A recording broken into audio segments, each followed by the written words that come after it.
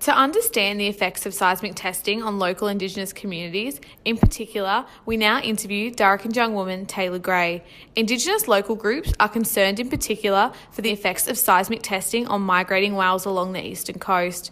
This is because whales are the totem animal for the Darkinjung people and hold special cultural significance. To lose the whales would be particularly damaging to these groups. Darkinjung woman Taylor Gray explains. What is the importance of totems to the Indigenous community? Totems are vital to Aboriginal communities. They are a token of law, they're a token of communication, they're a token of principles and the morals that govern Aboriginal societies. In light of seismic testing, which will disturb the whales, what flow-on effect will this have to the Darkinjung people? Aboriginal people have this rich culture. We have a rich culture, that they're not just Dreamtime stories, it's evident. It's in Europeans' book, European journals with their first contact with Aboriginal people that communication is so rich.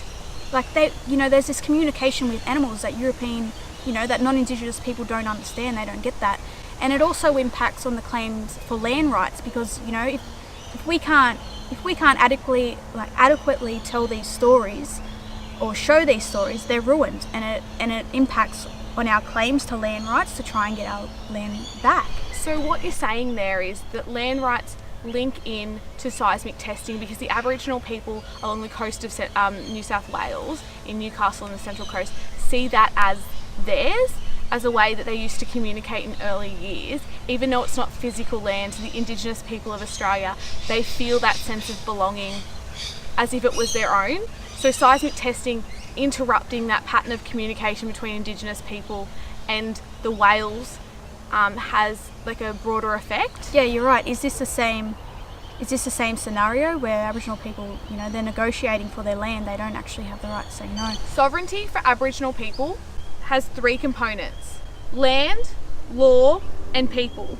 By seismic testing, turning back the whales and destroying traditional Aboriginal land, do you think this is just another way to destroy Aboriginals' freedoms? It's impacting on their voice, on our voice, our right to self-determination. We're feeling less empowered when non-Indigenous companies are coming in and not giving us an opportunity to say yes or no.